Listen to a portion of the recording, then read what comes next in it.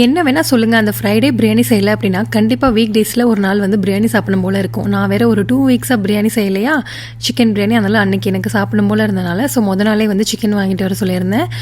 அதை வந்து நல்லா வாஷ் பண்ணி ஃப்ரீஸ் பண்ணியாச்சு. நெக்ஸ்ட் டே ஆஃப்டர்நூன் போல் செஞ்சுக்கலாம் அப்படின்னு சொல்லிட்டு.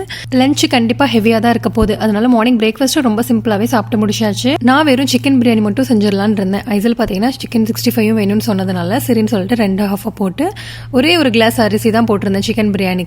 எப்போதுமே வந்து குவான்டிட்டி அதிகமாக செய்யும் போது அதோட டேஸ்ட்டை விட கொஞ்சம் குவான்டிட்டி கம்மியாக செய்யும் போது அதோட டேஸ்ட் வந்து டிஃப்ரெண்ட்டாக இருக்கும்னு சொல்லுவாங்க.